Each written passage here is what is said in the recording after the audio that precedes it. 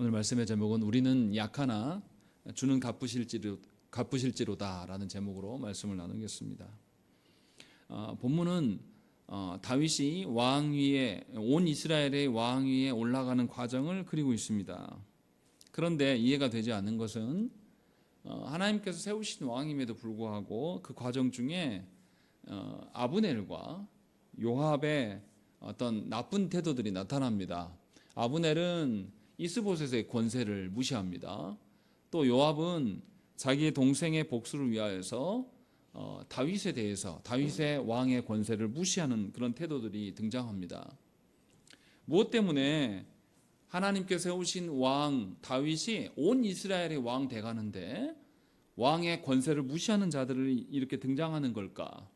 왜 구구절절 이것을 기록함으로 다윗이 이러한 절차를 밟아서 왕이 되고 있는가를 설명하는 것일까라는 것을 우리는 한번 생각을 해봐야 돼요.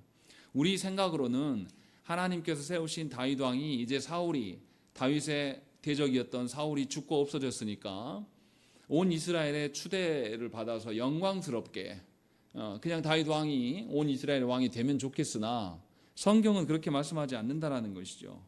이상할 정도로 다윗의 왕 되는 과정 중에 불의한 일들이 계속 반복되고 있어요. 그러면서 왜 사무엘서 저자는 다윗이 온 이 남유다와 북이스라엘을 다 포함한 통합 왕국의 왕이 돼가는데 이러한 불의한 사건들을 끼워 넣고 있는가라는 것을 우리는 생각을 해봐야 됩니다. 그리고 여기에서 우리가 어떠한 것을 발견을 해야 됩니다. 그럴 때 우리는 하나님의 말씀대로 성취된다는 것이 무엇인지를 바르게 이해할 수가 있어요.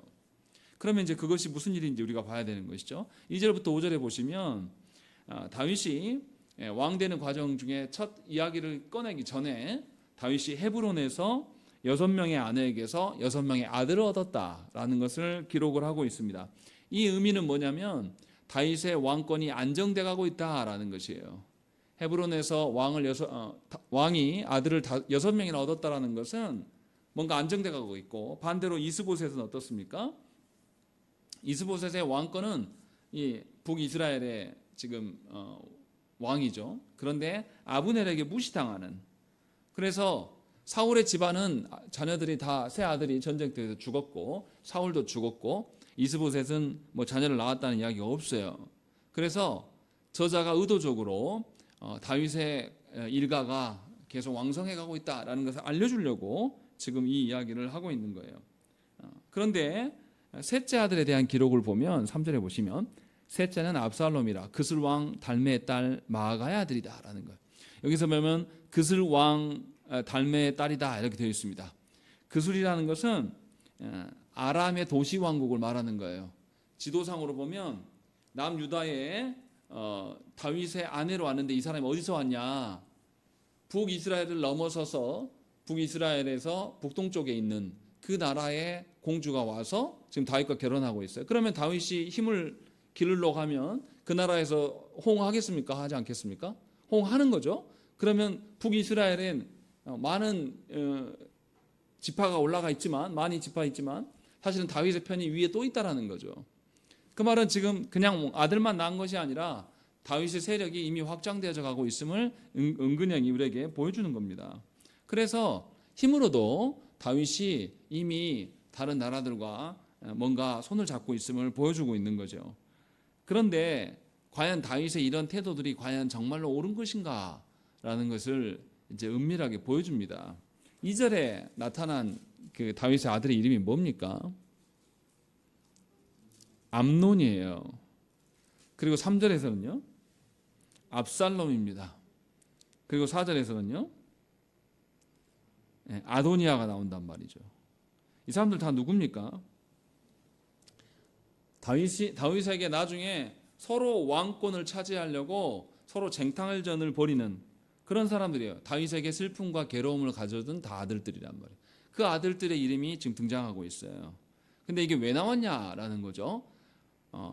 보면은 1절부터 5절까지 보면 아들이 같은 어머니 밑에서 나온 아들이 한 명도 없습니다. 다 달라요, 어머니가. 그러니까 일부 다처제를 지금 다윗이 하고 있는 거죠. 이 말을 뭐합니까? 훗날 다윗 왕권에도 어려움이 생길 것인데 그 근원이 여기에 있다 지금 말하고 있는 거죠. 일프다 처제가 결코 좋지 않다. 이것이 지금 훗날 다윗에게 괴로움과 슬픔이 될 수 있다는 것이죠. 물론 다윗이 뭐 하려고 이렇게 한 걸까요? 다윗이 하나님께서 약속하신 이 이스라엘의 언약 백성의 통합 왕이 되고자 해서 이렇게 하고 있는 거예요. 그런데 우리가 말씀을 쭉 봐왔지만 사울은 어떻습니까? 권력을 쟁취하려고 하는 왕이었지만 다윗은 어떤 왕이었습니까? 하나님께서 허락하신 대로만 하는 왕, 쟁취하려고 하는 게 아니라 하나님께 맡긴 왕의 형태를 취하고 있어요. 그래서 하나님께서 명하신 대로 왕을 바라보고 오려고 하는 그런 사람이었습니다. 그래서 사울을 죽일 수 있는 기회가 있었습니다. 죽이지 않았어요. 그냥 하나님께 맡기는 그런 삶. 그래서 분명하게 두 사람이 다른 왕의 모습을 갖추고 있었다는 것을 알 수가 있어요. 그러함에도 불구하고 다윗이 온전한 사람은 아니다라는 것을 우리에게 알려주는 것이 5절까지에 은근하게 포함되어 있는 내용들입니다. 중요한 것은 이게 이제 오늘 본문에서 핵심은 이 이야기가 아니고요. 여하튼 다윗도 뭔가 통합 왕이 되기 위해서 노력을 하고 있다라는 것이에요. 그 노력이 하나님 보실 때 정말로 깨끗한 완벽한 노력이었다라고 말하기는 어렵다라는 것을 우리에게 이제 5절까지 해서 살짝 보여주는 것이고, 그 다음에 이제 이야기들이 나옵니다. 그 다음에 6절부터 21절까지의 말씀이 나오는데 그 내용들이 뭐냐면 이스보셋의 진영에서 어떤 일이 있었고 그 일로 인하여서 다윗에게 이 아브넬이 찾아오는 과정을 설명하고 있습니다. 먼저 보시면 7절에 보시면 뭐라고 되어 있냐면 사울에게 첩이 있었으니 이름은 리스바요 아야의 딸이더라. 이스보셋이 아브넬에게 이르되 네가 어찌하여 내 아버지의 첩과 통관하였느냐 이렇게 물어봐요.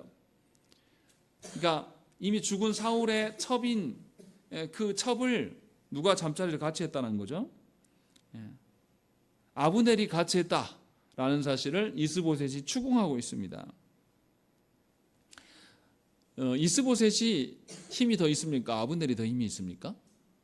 아브넬이 힘이 더 있는데 이스보셋이 힘도 없는 사람이 이것을 추궁했다는 것을 보면 실제로 그랬을 가능성이 있어요. 실제로 그랬는지 안 했는지 성경에서는 밝히지 않아요. 뭐라고 말하지 않습니다. 실제로 사울 왕의 첩에 잠자리를 같이 했는지 안 했는지 알 수 없어요. 이게 왜 중요하냐면요. 나중에 압살롬이 어떻게 합니까? 다윗의 왕권을 자기가 먹고 차지했다는 것을 백성들에게 알리기 위한 쉬운 방편으로 다윗의 후궁들과 성벽에서 동침합니다. 이거를 백성들한테 공개해버려요.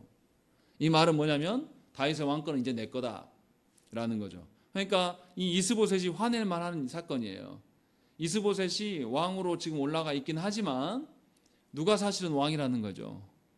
아브넬이 왕이라는 것을 아브넬이 보이려고 일부러 이스보셋의 아비인 그 아비의 사울의 첩과 잠자리를 한 거다라는 그런 뉘앙스를 우리는 봐야 된다는 것이죠. 그래서 분명하게 이것을 추궁합니다. 그런데 이스보셋의 추궁함이 별로 의미가 없어요. 아브넬이 어떻게 합니까? 내가 어떻게 했는데 당신이 나한테 이렇게 의심하면 몰아가냐라고 8절에서 화를 내고 9절과 10절에서 이제 자기가 입장을 바꾸겠다라고 이야기합니다. 우리 9절과 10절 말씀이 중요한데요. 우리 한번 읽겠습니다. 시작.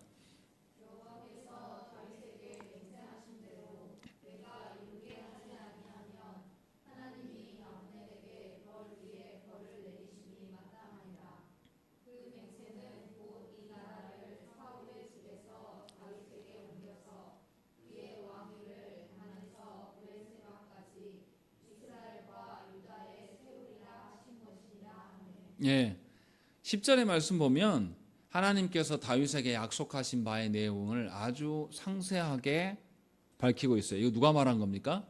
아브넬이 말한 겁니다. 그럼 아브넬이 이걸 어떻게 알았을까요?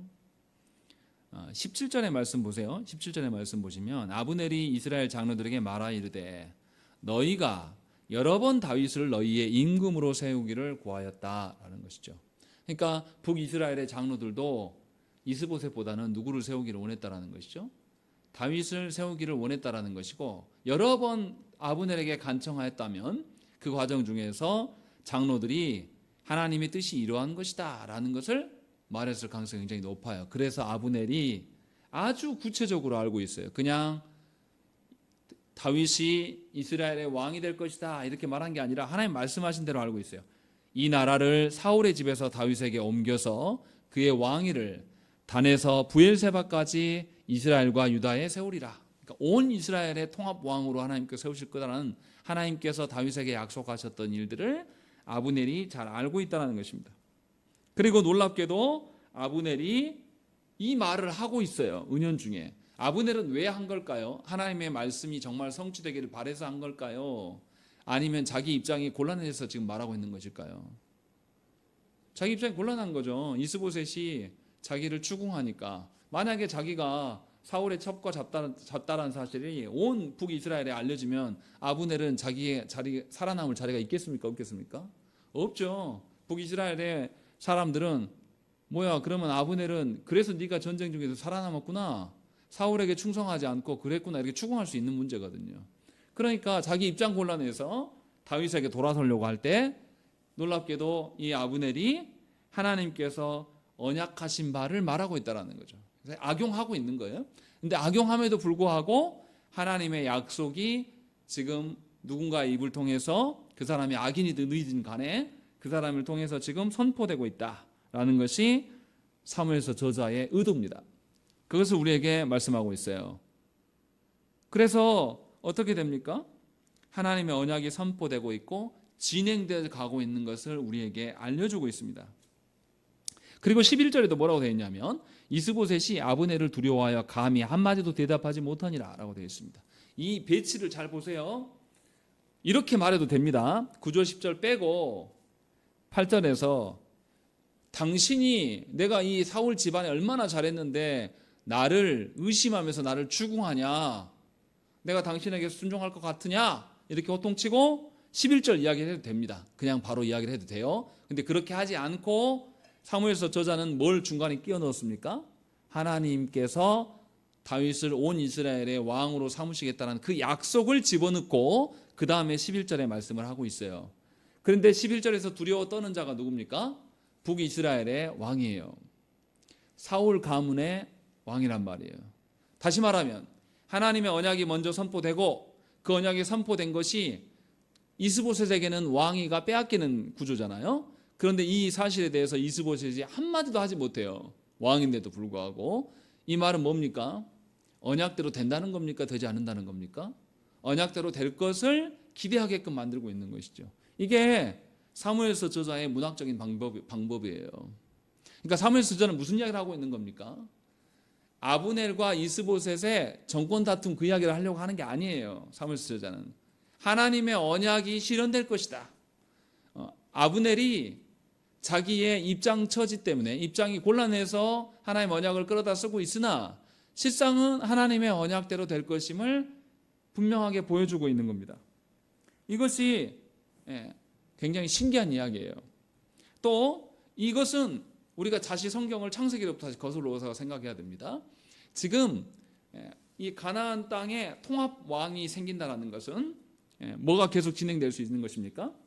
이스라엘의 가나안 정복 전쟁이 계속 진행될 수 있는 겁니다. 그러면 이것은 하나님께서 누구하고 약속하신 것이 성취된 겁니까? 창세기 12장에서 하나님께서 아브라함을 불러내실 때 무슨 약속을 하셨습니까? 자손과 땅에 대한 약속을 하셨어요. 물론 복의 통로가 될 것이다 말씀하셨고 땅에 대한 약속이 지금 누구 때에 성취될 것을 보여주고 있는 거예요. 다윗이 통합왕의 왕국이 되면서 성취될 것이다 라는 것을 지금 보여주고 있는 겁니다. 그러니까 하나님께서 지금 사무엘서 저자는 하나님께서 다윗 왕을 세우는 것이 그냥 다윗 혼자만의 일이 아니라 하나님 나라에 아브라함 때부터 약속하셨던 그 오래된 언약이 지금까지 지속되고 있고 이제 다윗 때에 성취하게 된 것을 너희가 볼 것이다 라는 것을 기대하게 만들고 있는 거죠. 그래서 하나님의 언약은 반드시 실현된다 라는 것을 우리에게 알려줍니다. 그러니 저와 여러분도 여러분들의 인생을 여러분의 개인의 인생으로 보면 곤란합니다. 여러분들의 개인의 인생을 보면 하나님을 부리는 자로 설 거예요. 분명하게 하나님의 뜻 없고 하나님의 언약 이런 거 필요 없고 내 인생의 고단하고 괴로움만 하나님 제거해 주면 그만인, 그것이 신앙인 것처럼 그렇게 말하는 자로 설 수밖에 없어요. 그런데 하나님의 언약의 측면으로 바라보면 다른 이야기가 되는 겁니다. 내가 약간 어려움 어려움에 처해 있어도 하나님 언약은 실현될 것이고, 그 언약이 실현되는 것이 나뿐만 아니라 내 원수들까지도 하나님의 나라에 임하게 되는, 그것을 바라볼 수 있는 구조를 갖게 된다는 것입니다. 그래서 이 일이 실행이 돼요. 웃긴 건 뭐냐면 다윗의 힘으로 실행되지 않아요. 누가 다윗에게 갑니까? 12절에 보시면 아브넬이 자기를 대신하여 전령들을 다윗에게 보내요. 그러면서 이제 당신은 나와 더불어 언약을 맺사이다. 내 손이 당신을 도와 온 이스라엘이 당신에게 돌아가게 하리이다. 라는 것을 다윗에게 알립니다. 다윗이 먼저 손 내민 게 아니라 아브넬이 이렇게 한 거예요. 그런데 아브넬이 이렇게 요구했으면 다윗이 대본에 어떻게 해야 됩니까? 그러면 아니, 아브넬이 와서 당신 이스보셋 말고 당신 왕으로 세워줄게요. 그럼 다윗이 입장에서 어떻게 해야 됩니까? 오케이, 바로 콜 이래야 되잖아요. 근데 바로 합니까? 안 해요. 다윗이 이상한 행동을 한단 말이에요. 아브넬이 마음이 바뀔 수도 있는데 거기에 대놓고 좋아, 언약을 메우는 건 좋아. 13절에 다윗이 이르되 좋다. 내가 너와 언약을 맺거니와 내가 네게 한 가지 일을 요구하노니 라고 하면서 언약의 조건을 겁니다. 그 조건이 뭡니까? 원래 자기의 아내였던 누구를 달라, 미갈을 찾아달라고 이야기를 합니다. 이게 쉬운 이야기일 수 있고 어려운 이야기일 수 있어요. 미갈은 이미 남편이 있습니까? 없습니까? 있단 말이에요. 그런데 미갈을 왜 찾아달라 하냐 이 말이에요. 다윗이 통합 왕국의 왕이 되는 것과 자기 지금 다윗에게는 아내 몇 명입니까? 이미 밝힌 것만 해도 6명이나 있어요. 또 미갈 필요합니까? 근데 왜 그러냐 이 말이에요. 다윗이 이것을 생각해 보셔야 돼요. 좀 잔인하게도 보입니다. 다윗이 이제 이 미갈을 찾아달라, 다시 나한테 돌려달라라고 요구하니까 이 아브넬이 찾아서 데려옵니다. 16절에 보시면 15절에 보시면 이스보셋이 사람을 보내 그의 남편 라이스의 아들 발디엘에게 가서 그를 빼앗아 오매 그의 남편이 그와 함께 오되 울며 바후림까지 따라왔더니 아브넬이 그에게 돌아가라 하매 돌아가니라 라고 되어 있습니다. 남편이 미갈을 사랑했던 것 같아요. 그래서 자기 아내가 뺏기니까 버선발로 이 아내를 쫓아가면서 울면서 따라왔다는 거 얼마나 마음이 아픕니까? 근데 이건 누가 한 거죠? 아니, 누가 빼앗았어요? 다윗이 안 빼앗고 누가 빼앗았어요? 아브넬이 지금 빼앗고 있지 않습니까? 아브넬이 이걸 하고 있어요. 근데 다윗은 왜 이런 걸 요청하냐 이 말이에요. 어떤 신학자들은 이것을 보고 다윗이 잔인하다라고 이렇게도 말합니다. 그런데 정말 다윗이 그랬을까라는 것이에요. 이 부분을 잘 알아채야 됩니다. 우리가 무슨 말 하는 건지. 다윗이 통합 임금이 되는 게 더 목적입니까? 아니면 아내를 되찾아오는 게 목적입니까? 통합 이스라엘의 왕이 되는 게 하나님의 뜻이에요. 그러면 그거 하면 되죠. 근데 다윗이 왜 이렇게 하고 있냐 그죠? 14절에 다윗이 분명하게 밝힙니다. 우리 읽겠습니다. 14절 말씀 시작.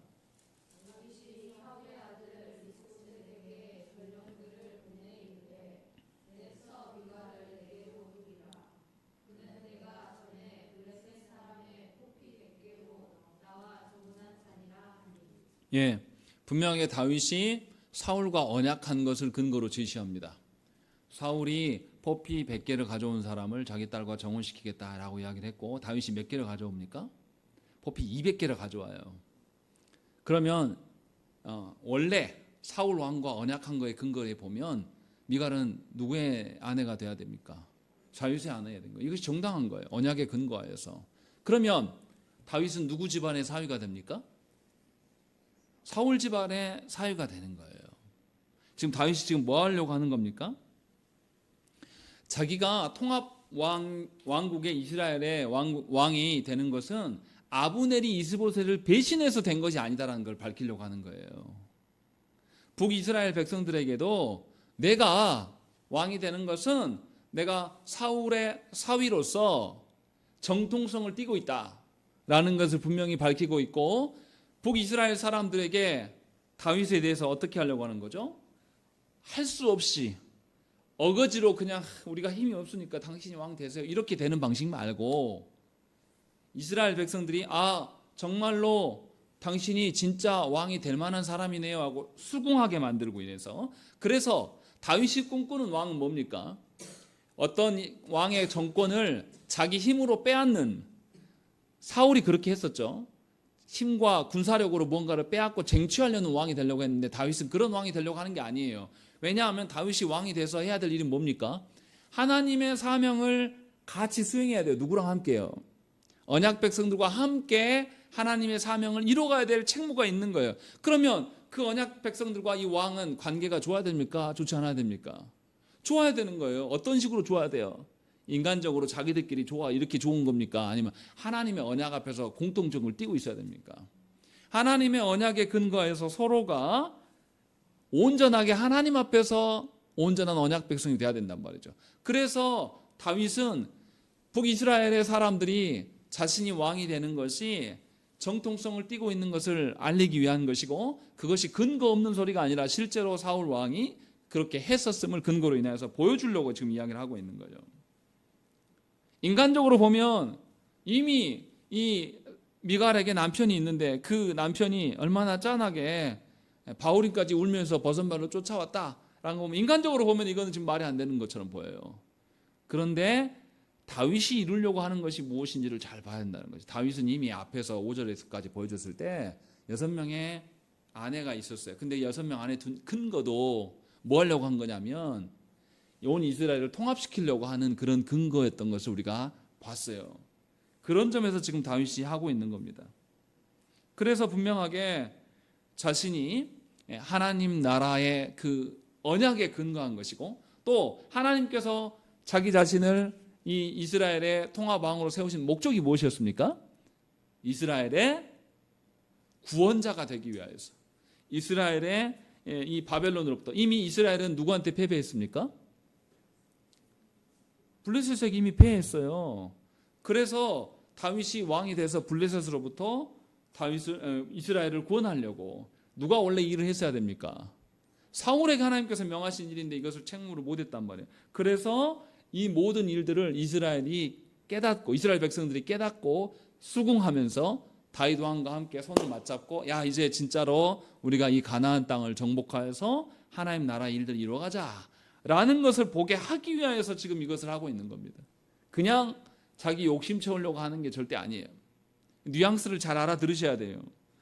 보여지기에는 다윗이 욕심도 많네 이렇게 말할 수 있을지 모르겠으나, 사실은 백성들의 민심이라든지 또 백성들이 바라보는 것 힘의 논리가 아니라 하나님의 언약에 근거하여서 온전한 왕이 또 온전한 백성이 되기를 바라는 마음에서 지금 이 일을 하고 있는 거예요. 그리고 나서 또 어떻게 되냐면 17절부터 보시면 미가를 돌려준 다음에 아브넬이 또 먼저 나서서 일해요. 이스라엘의 장로들을 설득합니다. 다윗이 하는 게 아니에요. 아브넬이 나서서 장로들을 설득해요. 그때 뭐라 그러냐면 하나님의 언약을 이야기를 합니다. 18절에 이제 그대로 하라. 여호와께서 이미 다윗에 대하여 말씀하시기를 내가 내 종 다윗의 손으로 내 백성 이스라엘을 구원하여 블레셋 사람의 손과 모든 대적의 손에서 벗어나게 하리라 하셨습니다. 다시 이것을 이야기한단 말이죠. 다윗이 그냥 왕이 아니라 너희 지난번에 블레셋에 패해서 사울왕도 잃지 않았냐. 그런데 하나님께서 다윗을 세우셔서 블레셋으로부터 너희를 구원하신단다 라는 이야기를 아브넬이 이야기를 합니다. 이것은 아브넬이 이용하시는 하나님의 역사인 것이지 아브넬이 정말 이거를 다 알고 말했을 리는 없어요. 아브넬은 기회주의자고 아브넬은 힘의 논리로 살아가는 사람이기 때문에, 그러나 아브넬이 자신의 처지를 면피하기 위해서 다윗을 왕으로 추대하는 과정 속에서 지금 이 일을 하고 있는 거예요. 그래서 모든 이스라엘 백성들이 우리에게 다윗이 왕이 세워지는 게 하나님의 뜻이며 하나님의 그 뜻은 우리에게 구원을 주시기 위함이다 라는 것을 알고, 그러면 다윗이 왕이 되어서 자 이스라엘이여 이제 내가 왕이 되었으니 우리가 함께 블레셋을 격파하러 나갑시다 했을 때 이스라엘 백성들이 따르겠습니까? 따르지 않겠습니까? 따르죠. 그러니까 지금 다윗이 왕 되려고 하는 것은 자기의 정권을 유지하려고 하는 게 아니에요. 하나님이 명하신 일들을 이 이스라엘 백성들과 함께 하기 위한, 거기까지 내다보면서 왕이 되고자 함이에요. 그것을 지금 근거로 지금 말하고 있는 겁니다. 그래서 이렇게 일이 진행되고 있는 거예요. 그래서 19절에 뭐라고 합니까? 아브넬이 또 베냐민 사람의 귀에 말하고, 베냐민 지파는 누구의 지파예요? 사울 지파예요. 사울 지파. 그런데 말하고 아브넬이 이스라엘과 베냐민의 온 집이 선하게 여기는 모든 것을 다윗의 귀에 말하고 라고 되어 있는 것이죠. 보세요. 지금 사무엘서 저작하고 싶은 이야기가 이 이야기예요. 북이스라엘과 온 이스라엘과 심지어 사울 지파인 베냐민 지파까지도 어떻게 한다고요? 다윗이 왕 되는 것, 그것이 하나님의 언약이고 그것이 선한 일이구나 라는 것을 모두가 수긍했다, 기뻐했다 라는 것을 알게 된 이후에 지금 뭐합니까? 그 다음에 잔치를 해요. 그러니까 목적을 잘 보세요. 그냥 아브넬이 자기가 원하는 대로 다윗이 왕이 되었으니까 잔치 벌리는 그런 개념이 아니에요. 다윗도 자기가 자기의 정치 권력을 딱 자기 손에 잡아왔으니까 기뻐서 잔치 벌이는 그 개념이 아니란 말이에요. 하나님의 선하신 뜻이 무엇인지를 알게 됐고, 하나님의 선하신 뜻에 대해서 누구도 수긍했다. 이스라엘 백성들, 심지어 누구까지도, 사울의 지파인 베냐민 지파 사람까지도 하나님의 언약에 수긍하고 있다. 그래서 다윗이 기쁘다 라는 이야기를 지금 사무엘서 저자는 우리에게 말씀하고 있는 거예요. 그러면 사울 갈라진 사무엘 쪽의 무리들과 다윗의 무리들이 지난 시간에 우리가 두 패로 나뉘어졌다고 제가 말씀드렸지 않습니까? 이제 하나 되고 있는 거예요. 뭘로 하나 되고 있는 겁니까? 그냥 힘 키우려고요? 하나님께서 명하신 언약, 하나님께서 말씀하신 사명을 이루기 위해서 저들이 하나로 통합되어져 가고 있다라는 것을 사무엘서 저자는 우리에게 말씀하고 있는 겁니다. 다윗이 그것에 힘쓰고 있는 거예요. 그래서 까닭없이 뜬금없이 미가를 다시 나한테 돌려달라, 안 그러면 나 이 언약 안 해 라고 말하면서 무리수를 두는 것처럼 태도들이 보였다는 것이죠. 그런데 분명하게 사무엘서 저자는 밝히고 있는 겁니다. 다윗이 뭐 하고 있는가라는 것을. 그래서 일이 잘 풀리는 것 같아요. 그래서 이제 온 이스라엘이 한 마음으로 하나님의 약속을 소망할 수 있게 된 것이죠. 얼마나 좋은 일입니까? 사무엘서 저자는 분명하게 무엇인가 하나님의 공동체가 하나됨이 하나님의 언약에 근거하고 하나님의 사명에 근거해서 하나가 될 때 가장 아름답다고 지금 말씀하고 있는 거예요. 근데 우리가 속해 있는 현실의 교회를 한번 생각을 해보십시오. 하나님께서 불러 모으신 교회는 반드시 하나님의 약속으로 모든 성도가 일치된 마음을 가져야 됩니다. 그런데 정말 그러냐 이 말이에요. 한국 교회 안에서, 조국 교회 안에서 교회를 모든 일을 결정하고 이끌어가는 사람이 소수일 경우가 많아요. 특정 목사 1인이 모든 권한을 다 갖고 있는 경우도 있고, 또 어떤 특정한 직분, 그게 장로가 될 수도 있고 권사회가 될 수도 있고 집사회가 될 수도 있고, 그들이 권력을 나눠 갖는 그런 구조를 가진 교회들도 많이 나타납니다. 이것은 온당한 교회의 모습이 아니에요. 그렇게 되면 어떤 일이 벌어집니까? 권력을 쟁취하고 쟁탈하려는 하는 그 피 터지는 싸움이 교회 안에 있습니다. 저는 그런 교회에서 부교육자 생활해서 잘 알아요. 교회를 가면 매번 싸우는 걸 봅니다. 부목사가 하는 일은 가서 싸움 말리는 일밖에 없어요. 정말 악랄하게 싸웁니다. 한두 명 싸우는 게 아니라요, 총체적으로 싸워요. 패가 나뉘어서. 그 꼴을 보고 있자면요, 내가 뭐하러 이거 목회하러 왔나, 막 진저리가 쳐집니다. 교회 가기가 싫어요. 맨날 싸우는 거 봐야 되니까. 저는 그런 교회에서 사역을 했어요. 그래서 이게 무슨 말인지 너무 잘 알아요. 하나님의 사명으로 우리가 교회가 성도들이 일치되지 않으면요, 거기에서 각자가 자기 영역을 차지하려고 하는 겁니다. 얼마나 웃기냐면요, 좀 중형 대형 교회 가면은 다 각자 포지션이 있습니다. 어떤 장로는 음악의 영역에서, 어떤 장로는 교육부서 자기가 관장하고, 어떤 장로는 교회 차량 관리, 어떤 장로는 무슨 체육부서 뭐 이런 관리, 어떤 장로는 또 뭐 도서관 관리, 이러면서 자기 영역을 탁 틀어주고 있습니다. 못 들어오게 막고 있어요. 교회가 아니에요. 거기서 뭐 하겠습니까? 자기 영역 지키려고 애를 쓰는 거예요. 근데 이게 그 교회들만의 일이 아니라 우리들도 다 갖고 있습니다. 교회 안에서 내가 해왔던 것들이 있는데 그것을 건드리면 못 참아요. 왜 그렇습니까? 하나님의 사명으로 그가 거듭나지 않았기 때문이에요. 하나님이 주신 언약으로 우리가 존재하는 것이고 그것이 교회예요. 목사 혼자서 하나님 언약 이야기하면요, 그 교회는 일하지 않는 교회입니다. 가만히 있어요. 나이는 먹어가지만 아이가 계속 세월은 흘러가는데 못 일어나는 아이 있잖아요. 비대해가지고 비정상입니다. 그런 교회가 될 수 있다는 거죠. 그러니까 오늘 말씀을 들으면서 우리가 잘 생각을 해야 돼요. 도대체 교회가 무엇일까라고 했을 때 모든 교회의 하나됨은 하나님의 언약, 하나님의 말씀에 근거한 하나됨이어야 되는 것이죠. 하나님의 사명에 근거한 하나됨일 때 교회는 아름다울 수가 있는 것입니다. 이 모습이 드러나는 듯해요. 그런데 이제 놀랄 일이 생깁니다. 일이 순조롭게 너무 잘 풀린 것 같았어요. 그런데 그것은 지금 이스보셋의 정권 안에서 있었던 이야기예요. 근데 이제 남유다의 문제가 22절부터 나옵니다. 요압이 전쟁을 하고 돌아와요. 돌아왔다가 보니까 누가 평안히 갔다는 소리를 듣습니까? 아브넬이 평안히 갔다는 소리를 들어요. 이 아브넬이 전에 전쟁할 때 어땠습니까? 누구를 죽였습니까? 요압의 동생 아사헬을 죽였단 말이죠. 근데 그냥 죽이려고 한 게 죽인 게 아니라 안 죽이려고 계속 애를 쓰다가 그렇게 죽인 거예요. 근데 요압이 어떻게 합니까? 요압이 이제 나서서 사고를 쳐요.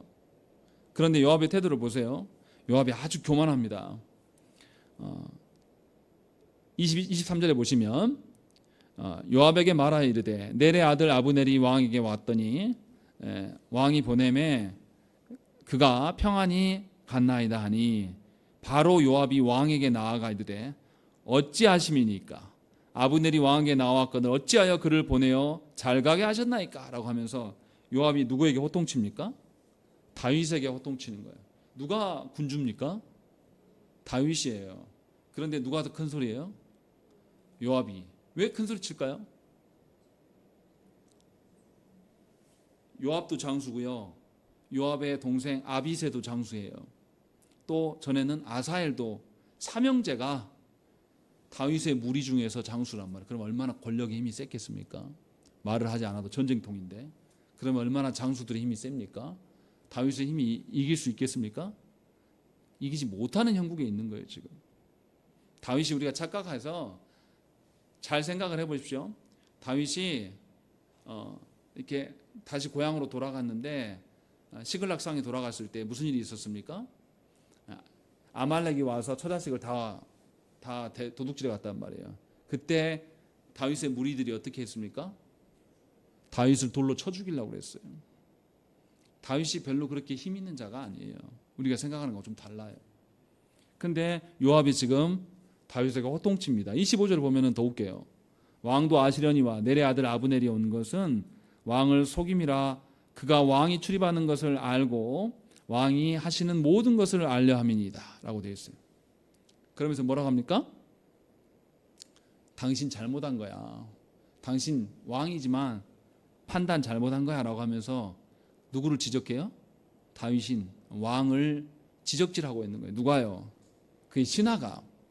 그리고 26절에 뭐라고 합니까? 이에 요압이 다윗에게 나와 전령들을 보내 아브넬을 쫓아가게 하였더니 시라 우물가에서 그를 데리고 돌아왔으나 다윗은 알지 못하였다라는 것입니다. 다윗에게 허락받지 않고 누구를 데려옵니까? 아브넬을 데려와서 죽여버려요. 그래서 죽인 이유를 뭐라고 합니까? 27절 말씀을 읽겠습니다. 시작.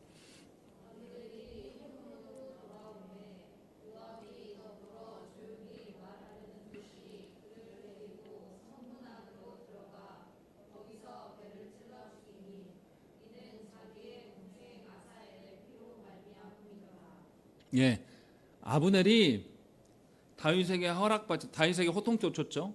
다윗의 판단이 어리석다고 말했죠. 누구랑 닮았습니까? 요압이 그랬는데 지금 누구랑 닮았습니까? 남유다에서 왕인 다윗이 꾸중 듣고 있어요. 북이스라엘에서 왕인 이스보셋이 누구한테 배신당했습니까?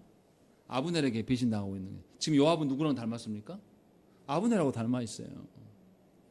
그래서 자기 동생 복수하려고 데려와서 죽였다라고 이야기하고 있습니다. 근데 정말 동생이 일만이었을까라는 걸 생각을 해봐야 됩니다. 요압의 행동이 정말 합당하냐라는 거죠. 합당합니까? 합당하지 않습니까? 어떤 점에서 합당하지 않습니까? 이거 잘 생각해야 돼요. 단순한 문제가 아니에요. 어떤 점에서 합당하지 않습니까? 뭐가 문제입니까?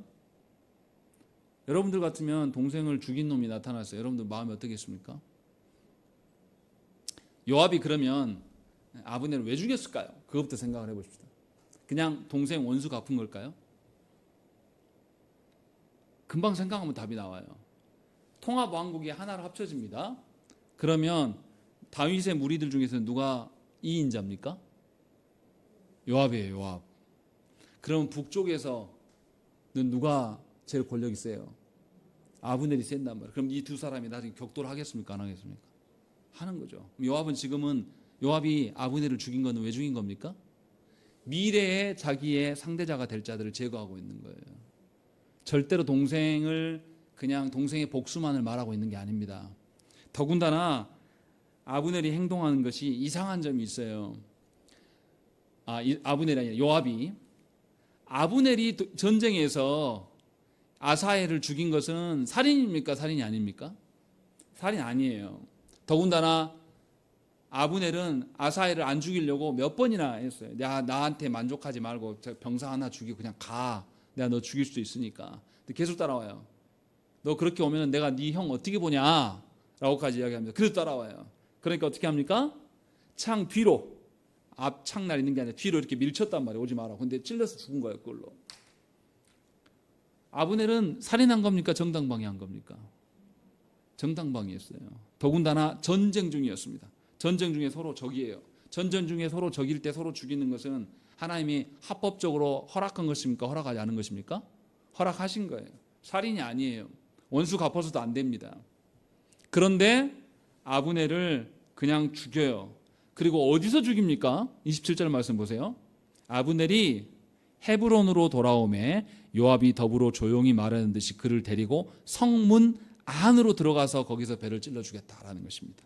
이게 문제예요. 왜 문제입니까? 이 헤브론이 무슨 도시예요? 도피성입니다. 도피성은 어떤 곳입니까?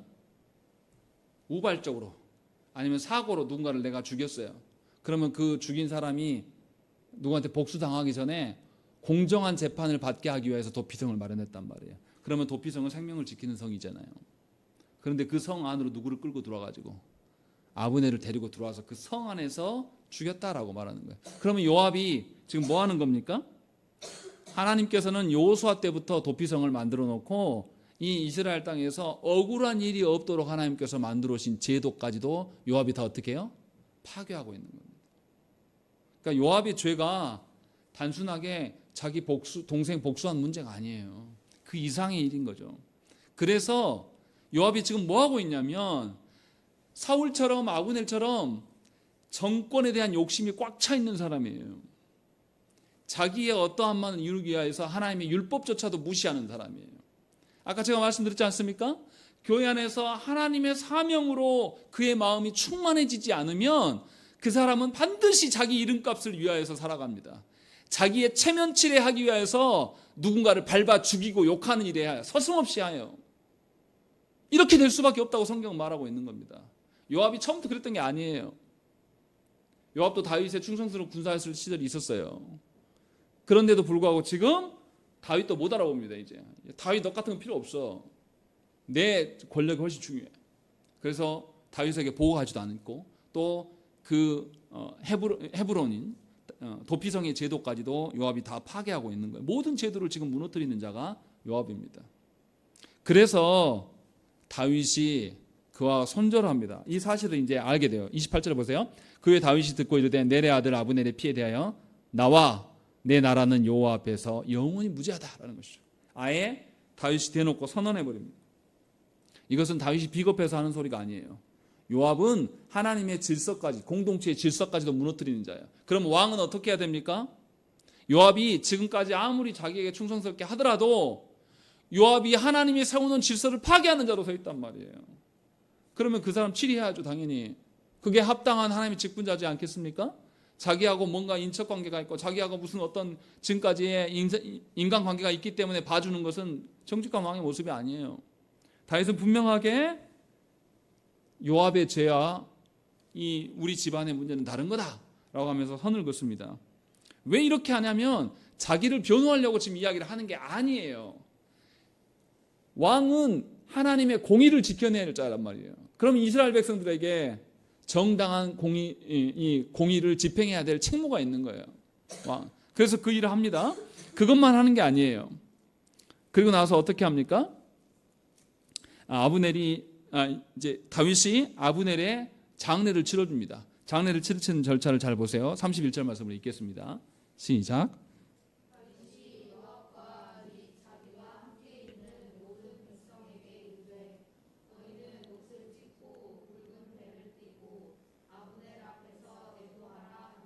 예, 분명하게 뭐 합니까? 다윗이 누구도 옷을 찢고 같이 애도하라고 말합니까?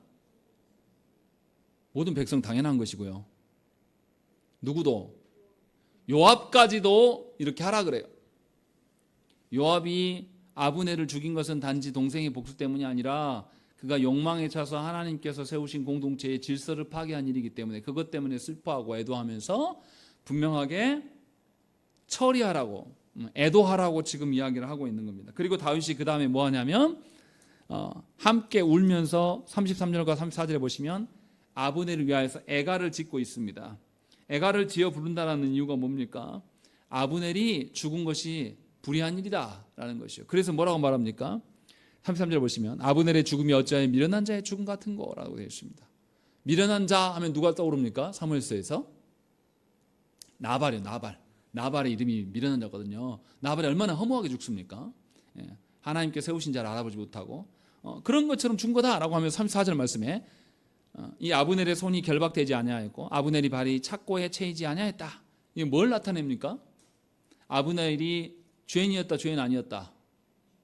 죄인이 아닌데도 불구하고 죽었다라고 이야기를 하고 있는 거예요. 그러니까 아브넬의 죽음은, 그러니까 아브넬이 전쟁에서 아사엘을 죽인 것은 살인이다, 정당방위였다. 그런데 요압이 죽인 거다라고 말하면서 하나님의 질서를 무너뜨리는 자가 바로 요압이고 악한 일이다라는 것을 분명하게 밝힙니다. 그래서 분명하게 불의한 일들에 대해서 백성들에게 알린 거예요. 하나님의 공의와 정의가 있어야 되는 것을 분명하게 이런 식으로 밝힙니다. 그리고 또 다윗은 뭐 또 합니까? 35절에 보시면 음식을 먹지 않아요. 오늘이 지나기까지 나는 불의한 일에 대해서 자기가 책임져야 될 일이 생긴 거예요. 왕이니까. 그러면서 식음을 전폐하면서 하나님께 엎드려 기도해요. 다윗의 이러한 모습을 보고 어떻습니까? 36절 말씀, 온 백성이 보고 기뻐했다라고 이야기를 합니다. 다윗의 행동을 보면서 백성들이 알아차립니까? 못 차린 겁니까? 알아차린 거예요. 뭘 알아차린 겁니까? 우리 왕은 잘못 없네, 이거 알아차린 겁니까? 아니라니까요. 다윗이 지금 뭘 말하려고 하는 거예요? 우리는 언약 백성이고 언약 백성은 누구의 질서대로 살아야 된다. 하나님의 질서대로 살아야 되는데 요압이 벌인 일은 하나님의 질서를 망가뜨리는 일에 대해서 그걸로 인하여서 지금 슬퍼하고 있는 거예요. 그 일로 아브넬이 죽은 거다라고 이야기를 하는 거예요. 분명하게 이것을 우리가 봐야 된단 말이에요. 지금 다윗이 이 북이스라엘의 백성들에게 인기 얻으려고, 그 사람들한테 인기를 얻으려고 지금 이 정치 놀이를 하고 있는 게 아니란 말이에요. 분명하게 하나님 앞에서 어떠한 왕이 되어야 되는지를, 어떠한 백성이 되어야 될지를 지금 알리고 있는 거죠. 그래서 분명하게 온 백성이 함께, 34절 말씀 보시면 온 백성이 다시 그를 슬퍼하며 운다라는 것이죠. 분명하게 이건 불의한 일이구나 라는 걸 백성들이 다 알아요. 그런데 웃긴 건 뭐냐면요, 그렇게 슬퍼했던 백성들이 갑자기 36절에 가면 어떻게 되어 있습니까? 기뻐한다고 이야기했어요. 왜 백성들이 기뻐합니까? 다윗에게서 뭘 받기 때문에요. 다윗이 진정한 하나님께서 세우신 왕의 면모를 갖추려고 하는구나. 그리고 우리에게 이것을 바르게 가르쳐서 정의와 공의를 세우려고 하는 왕이구나. 보세요. 지금 누가 사고 쳤습니까? 다윗의 직속 부하예요. 다윗의 신임받는 부하예요. 일반적인 세상의 왕이면 어떻게 해도 돼요? 모른 척하고 그럴 수도 있지. 동생 복수한 거야. 괜찮아? 그렇게 가도 말할 사람이 없어요. 일반 세상의 왕이라면. 그럼 다윗은 그렇게 합니까? 안 합니까? 하지 않아요. 누가 죽었어요? 어떻게 보면 북이스라엘에 힘 있는 자가 죽었단 말이에요. 다윗에게는 이 사람 없어진 게 더 자기 정치 권력에 낫지 않습니까? 근데 그런 방식으로 택하지 않고 누가 했든지 간에 하나님 앞에서 공평함을 이야기했고 하나님 앞에서 정의를 지금 다윗이 구현해내고 있어요. 장례 절차를 치르면서. 그러니까 백성들이 다윗 왕은 다르다.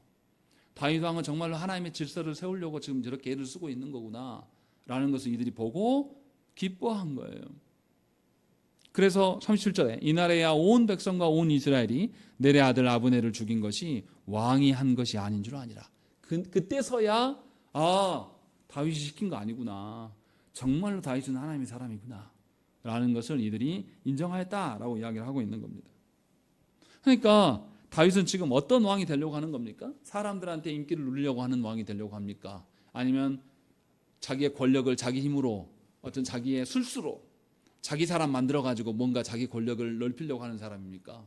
아니면 이도저도 아닌 하나님 앞에서 자기뿐만 아니라 누구도 하나님의 사람이 되어야 된다. 언약 백성들 모두가 하나님의 질서를 보고 그것을 존중하는 백성 되기를 소망하는 왕입니까? 세 번째예요. 다윗은 지금 그것을 이루려고 애를 쓰고 있는 겁니다. 그래서 백성들에게 지금 계속 보여주고 있어요. 그래서 백성들이 놀라운 이야기를 해요. 놀라운 태도를 보입니다. 36절 말씀 다시 읽어보겠습니다. 36절 읽겠습니다. 시작.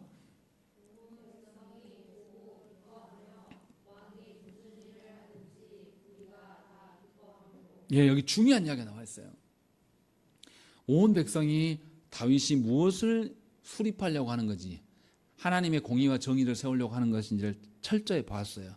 그래서 그날 이후로 왕이 무슨 일을 하든지 무리가 어떠했다? 다 기뻐했다라고 이야기를 하고 있는 거예요. 여기서 백성들이 다윗의 진심을 본 거예요. 하나님의 공의와 정의가 세워지는 그런 공동체를 다윗은 꿈꾸고 있구나. 우리 역시도 하나님의 어떠한 하나님의 손에 우리도 맡겨진 그런 존재구나 라는 것을 백성들이 보고 다윗이 무슨 일을 하든지 간에 그들이 다 기뻐하고 따랐다라는 것을 지금 우리에게 말씀하고 있는 겁니다. 그러니까 다윗이 처음부터 3장 전체 내에서 자기의 권력을 탐하려고 온갖 정치적인 술수를 쓴 게 아니에요. 다윗은 하나님께서 자기에게 주신 그 언약 백성들까지도 세상이 말하는 거짓된 백성들과 왕 그렇게 변질되지 않기 위하여서 계속 지키고 힘쓰고 있음을 우리는 말씀을 통해서 봅니다. 그래서 다윗 백성들은 다윗의 이러한 모습을 통해서 하나님의 약속만이 하나님의 질서만이 우리가 살아가야 될 언약 백성의 정체성이구나라는 것을 보게 된 것이죠. 그런데도 이제 우리가 처음 제가 의문 제기했던 거, 왜 하나님께서 이 일을 해나가시는데 아브넬과 요압과 같은 그런 불의한 자들이 나타나는 걸까? 아브넬과 요압은 뭐 한 겁니까? 자기 정치 권력을 어떻게 유지하려고 더 그걸 확보하려고 계속 자기들끼리 반역하고 음모를 꾸미고 협상하고 하는 세상에 어떠한 것들이 계속 나타나요. 근데 우리가 생각을 해야 됩니다. 하나님은 공의롭고 선한 곳에서만 다스리시는 하나님이 아니에요. 하나님은 교회만 다스리시는 하나님이 아니에요. 누구도 다스리십니까? 세상의 국가 권력도 하나님 다 다스리십니다. 오늘 청문회를 뉴스를 보니까요, 추접스럽기가 이루 말할 수가 없어요. 저렇게 악랄한 인간을 방송통신부 그 위원회에다 세우려 하는구나 라는 거 보니까 막 화가 나더라고요. 그런 것도 누가 다스리신다? 하나님이 다스리시는 거예요. 무슨 말을 하는 겁니까? 인간에게 드러나는 것은 뭡니까? 시기와 질투와 불화와 반목과 음모를 꾸미고 서로 잡아 죽이고 누르는 거, 이런 것에 우리들은 익숙한 자들이에요. 원래 이게 우리 본성이에요.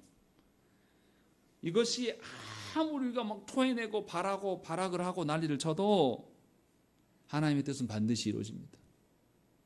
하나님의 뜻은 반드시 이루어져요. 우리의 그 불의함마저도 하나님은 들어서 선으로 바꾸실 수 있는 하나님이에요. 그렇게 해서 하나님께서 당신의 뜻을 이루어 가신다는 것이요. 그러니까 언약 백성인 우리는 우리가 처해 있는 조국 대한민국과 조국 교회를 바라보면서 어떻게 이렇게 불의한 공동체가 있을 수 있을까? 어떻게 이렇게 교만하여서 하나님을 외면하는 그런 자들이 있을까라는 그 속에서도 우리는 하나님께 소망을 둬야 되는 것입니다. 그것을 본문에서 우리에게 말해주고 있어요. 그리고 더 중요한 것이에요. 지금 사울이 사울의 그 집안이 더 어떻게 됩니까? 이제 정치 권력에서 완전히 멀어지고 있어요. 누가 왕이 돼갑니까? 다윗이 왕이 돼가고 있어요. 이제 이스보셋은 다음 장에서 죽을 거예요. 근데 이 이스보셋의 권력이 이루어져 가는 것이 하나님께서 지금 행하고 있는 일이에요. 근데 사람들의 어떠함으로, 사람들의 악의 다툼으로 이스보셋의 권력이 이런 것처럼 보여진단 말이죠. 그런데 이 사울의 왕가가 이 왕의 권세를 잃게 될 것인가를 누가 제일 처음에 말씀하셨습니까? 하나님께서 제일 처음에 말씀하셨어요. 먼저 하나님이 누구를 버리셨다? 사울을 버리셨음을 사무엘을 통해서 하나님께서 이미 선언하셨어요. 그것이 있었기 때문에 사울의 집안이 완전히 왕가에서 쫓겨나고 있는 형국이 지금 드러나고 있는 거예요. 중간에 사람들의 간교함과 사람들의 술수와 온갖 난리가 있어도 하나님이 사울을 버리셨다라는 선언이 있었기 때문에 이 일이 되어졌다는 것을 우리가 알아야 된다는 것이죠. 그러니까 모든 일이 되어져 가는 것은 누구 손에 있다? 하나님의 손에 있다. 하나님이 그냥 사울을 버리신 것만이 아니에요. 하나님이 사울을 버리셨을 뿐만 아니라 어떻게 하셨습니까? 사울에게 뭘 보냈습니까? 악령을 보내셔서 그때부터 사울이 어떻게 합니까? 자기를 제어할 줄을 몰라요. 그래서 악령이 시달려가지고 사울이 자기 마음도 붙잡지 못한단 말이에요. 그래서 누구를 필요로 합니까? 사울이? 다윗이 와서 다윗의 찬양 소리를 듣고 겨우 잠드는, 하나님께서 한번 버리시겠노라고 하면 그 사람은 절제할 수 없어요. 자기 마음 못 지킵니다. 그러니 우리가 하나님께 구해야 되는 거죠. 이것을 지금 말씀하고 있는 것이죠. 그러니까 우리가 기억해야 돼요. 우리의 인생사가, 우리가 포함되어 있는 이 조국 교회와 조국 대한민국의 현실이 정말로 말도 안 되는 그 불의함과 악한 것들로 가득 차 있다 할지라도 결국은 하나님의 뜻대로 되어질 거예요. 하나님이 선언하신 대로 되어지는 것이고, 우리는 그 과정 중에 놓여 있는 거예요. 아브넬과 요압이 난리를 치면서 별짓을 다 했어도 결국은 누구의 뜻이 성취됐습니까? 하나님의 뜻이 성취되어 가고 있는 것을 성경은 우리에게 말씀하고 있어요. 그러니 하나님께서 여러분들을 성도로 부르셨잖아요. 그러니 하나님의 부르신 사명 앞에 여러분들 쓰셔야 됩니다. 하나님의 사명 앞에 쓰지 않고요, 정향교회에 속해 있으면서도 여전히 개인적인 욕망을 위해서 살아가면 그분이 교회의 혼란을 가중하는 사람이 될 거예요. 그리고 그 사람은 괴로움 중에 살아갈 겁니다. 가히 편한 신앙생활이 되지 않아요. 교회는 하나님이 주신 사명으로 일치되었을 때 교회가 되는 거예요. 이것이 가장 아름다운 겁니다. 백성들도 다윗을 통해서 그것을 보았을 거예요. 하나님께서는 여러분들을 한 분 한 분을 그런 분으로 하나님께서 부르셨어요. 우리가 진정으로 하나님의 사명 앞에 온전히 설 때에 우리에게 하나님의 선하심과 강력하심이 드러날 겁니다. 여러분들이 그런 인생이 되셔서 여러분들로 인하여서 세상의 모든 사람들이 하나님을 보기를 원합니다. 지금 당장은 여러분 자신을 보면 초라하고 힘이 없고 내가 하나님에 대해서 아는 바도 없어서 내가 뭘 할 수 있을까라고 생각할지 모르겠습니다. 그러나 하나님은 우리에게 무엇을 하라고 하신 적이 없어요. 하나님만 사랑하라고 하신 거예요. 그냥 하나님께 맡기고 살아가라는 거죠. 그것이 우리가 해야 될 전부예요. 하나님께서 우리에게 뭘 바라고 부르셨을까요? 하나님께서 우리에게 하나님 나라의 어떠함을, 저를 불러다 놓고 야 조성은 네가 하나님 나라의 어떠함을 세워라 이러셨을 것 같습니까? 그렇지 않아요. 우리 힘으로 할 수 있는 게 아무것도 없어요. 모두 다 하나님이 이루실 것이고 우리는 그 안에서 순종하면서 살아가면서 하나님의 뜻을 드러낼 자로 하나님 부르신 것입니다. 그러니 우리는 연약하지만 주께서 모든 것을 보응하실 것을 믿고 주 앞에 살아가시는 역사가, 그런 인생이 되시기를 간절히 축원합니다. 함께 기도하겠습니다.